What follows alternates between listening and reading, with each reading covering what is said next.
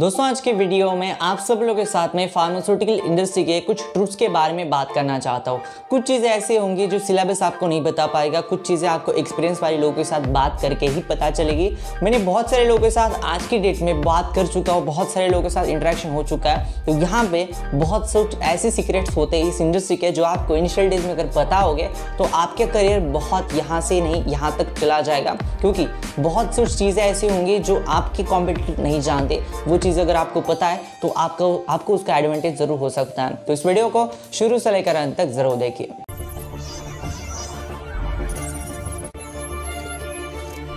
Point number 1 दोस्तों, entry. इस industry में एंट्री मारना बहुत मुश्किल है, लेकिन इस इंडस्ट्री में अगर आप एंट्री एक बार मारोगे तो उसके बाद इस इंडस्ट्री के सारे रिवार्ड्स आपके धीरे धीरे आपको मिलना स्टार्ट हो जाएंगे। एंट्री में क्रूशियल इसलिए बोल रहा हूँ क्योंकि 2013 और 2015 की अगर मैं बात करूँ, पिछले 6-7 सालों के, उस टाइम पे बहुत कम कंपटीशन हुआ करता था इस इंडस्ट्री में। आज की डेट में ये कंपटीशन बहुत आगे बढ़ चुका है। तो एक छोटा सा भी जॉब है ना, उसके लिए 600-700 एप्लीकेंट्स आते हैं। तो ऐसे माहौल में अगर आपको स्टैंड आउट आप कर गए और आपने एक बार एंट्री मार ली, आपकी प्रोडक्शन में QA QC R&D, medical coding, pharmacovigilance, clinical data management, कौन से भी फील्ड में एक बार आपने एंट्री मार लेना, फिर उसके बाद एक्सपीरियंस के बाद आपकी ये सैलरीज, बहुत सारे इनसिक्योरिटीज जो आपको इनिशियल डेज में होते हैं ना कि जॉब नहीं मिल रहा है, जॉब चला जाएगा, वो सब कुछ चला जाएगा। वो सब कुछ चीज़ें आपके मन से चली जाएगी, क्योंकि एक्सपीरियंस के बाद इंडस्ट्री आपको बहुत कुछ आगे देना स्टार्ट कर देगी।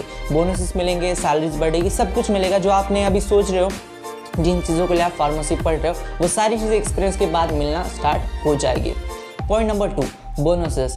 बहुत सारे लोग फार्मास्यूटिकल इंडस्ट्री में जब आते हैं तो उनको पता नहीं होता कि जो IT कंपनीज होती है, जो TCS, कॉग्निजेंट जैसी जो कंपनीज होती है, ये बोनसेस कभी भी नहीं देती। 99% चांसेस होते हैं कि वो बोनसेस आपको नहीं देगी। लेकिन अगर आप कोर फार्मास्यूटिकल इंडस्ट्री में आती हो, प्रोडक्शन डिपार्टमेंट में स्पेशली, या फिर क्वालिटी एश्योरेंस, क्वालिटी कंट्रोल में, तो यहाँ पे बोनसेस दिए जाते हैं। अगर कोई ऑडिट सक्सेसफुल होता है, या फिर कोई अपना प्रोडक्ट सक्सेसफुल होता है, या फिर कंपनीज को प्रॉफिट्स होते हैं, तो वो बोनसेस डिक्लेयर कर देती है। कई बार दिवाली के टाइम पे आपको बोनसेस दिए जाते हैं 20,000, 25-30, डिपेंडिंग ऑन योर पोजीशन। आप कौन से पोजीशन पे काम करो, मैनेजर हो, एसोसिएट हो, कौन से लेवल पे, ऑपरेटर हो।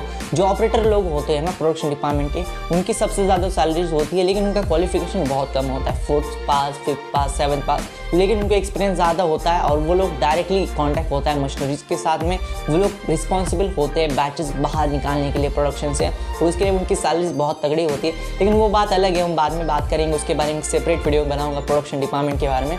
लेकिन ये चीज़ ध्यान में रखना कि प्रोडक्शन डिपार्टमेंट या फिर कोर फार्मास्यूटिकल इंडस्ट्री आपको बोनसेस देती है। पॉइंट नंबर 3, यहाँ पे दोस्तों देखिए, आप जब कंपनी में एंटर करोगे उस टाइम पे आपके पास सैलरी बहुत कम होगी। इनिशियल डेज में, फर्स्ट ईयर, सेकंड ईयर में आपकी सैलरी कम होगी। लेकिन अगर आप कंपनी को स्विच करेंगे 2 ईयर्स के बाद, 3 ईयर्स के बाद, एग्जाम्पल अगर आप कोई एमक्योर में काम कर रहे हो, एबट फार्मास्यूटिकल में काम कर रहे हो, उसके बाद आपने कंपनी स्विच कर ली किसी और सन फार्मा में या फिर लुपिन में आप चले गए, उसके बाद आपकी सैलरी जो होती है ना वो 80,000, 1 लाख के पैकेज से हिसाब से वो बढ़ती है। एक बात ध्यान में रखना दोस्तों कि ये सैलरी जो होती है ना वो बहुत आपको डराने वाली होती है। इनिशियल डेज में आपको ऐसा लगेगा कि इतनी कम सैलरी क्यों, लेकिन ये सैलरी कंपनी आप स्विच करते रहोगे ना, आपकी सैलरी ज़्यादा इंक्रीज होगी। जो लोग ज़्यादा स्विच करेंगे, जो लोग ज़्यादा कंफर्ट जोन में नहीं रहेंगे, कई बार लोग को ऐसा होता है कि ये कंपनी तो अच्छी है, यहाँ पे काम भी ज़्यादा नहीं है, तो मैं यहीं पे रहता हूँ। लेकिन ये जो चीज़ है ना, आपकी ग्रोथ अल्टीमेटली वो रुका देती है, क्योंकि आपकी ग्रोथ तब होगी जब आप कंपनीज को स्विच करेंगे। लेकिन ऐसा नहीं कि आपको हर ईयर स्विच करना है, आपको 2 ईयर्स, 3 ईयर्स के बाद, मैक्सिमम 3 ईयर्स के बाद आपको कंपनीज को स्विच करना ही है। ये बात आपके ध्यान में हमेशा अल्टीमेटली होनी चाहिए। दोस्तों हमने अच्छी बातें तो बहुत कर ली, लेकिन एक निगेटिव बात मैं कहना चाहता हूँ प्रोडक्शन डिपार्टमेंट के बारे में। बहुत लोग इन चीज़ों के बारे में नहीं जानते। दोस्तों प्रोडक्शन डिपार्टमेंट में, कंपनी, फार्मास्यूटिकल कंपनी में सबसे ज़्यादा वर्कलोड होता है। जो लोग फार्मास्यूटिकल कंपनी के प्रोडक्शन डिपार्टमेंट में काम करते हैं, उन लोगों को कभी भी पूछना, 9 आवर्स की ड्यूटी उनकी 12 आवर्स, 14 आवर्स तक चली जाती है। इनिशियल डेज में तो कुछ नहीं लगता, लेकिन जब आपका 3 साल का, 4 साल का एक्सपीरियंस हो जाएगा, उसके बाद अगर आपके फैमिली को अगर आप टाइम नहीं दे पा रहे हो तो वो लोग बहुत फ्रस्ट्रेट हो जाती है। ये चीज़ मैंने प्रोडक्शन वाले लोगों के साथ बहुत बार देखी है। उन लोगों को सैलरीज बहुत तगड़ी होती है। अगर आपके एक्सपीरियंस 3-4 साल का भी है तो भी सैलरी आपको ठीक ठाक मिल जाती है, जिससे आप एक मेट्रोपॉलिटन सिटी में रह भी सकते हो। लेकिन यहाँ पे फ्रस्ट्रेशन लेवल जो होता है उन लोगों का बहुत हाई लेवल पे होता है, क्योंकि उन लोगों के ड्यूटी के जो टाइमिंग्स होते हैं बहुत फ्लक्चुएट करते हैं। कई बार नाइट शिफ्ट हो गया, कई बार डे शिफ्ट हो गया, शिफ्ट 3, शिफ्ट 2, शिफ्ट 1, और इन सारे चक्करों में वो लोग फ्रस्ट्रेट बहुत ज़्यादा हो जाते हैं। इसलिए प्रोडक्शन डिपार्टमेंट में आप अगर जा रहे हो तो आपकी खुद के मन की तैयारी होनी चाहिए कि यहाँ पे सैलरी है, लेकिन काम तो बहुत दुप्पट करना पड़ेगा, 2 टाइम्स करना पड़ेगा, क्योंकि यहाँ पे वर्कलोड होता है बहुत बहुत बहुत ज़्यादा।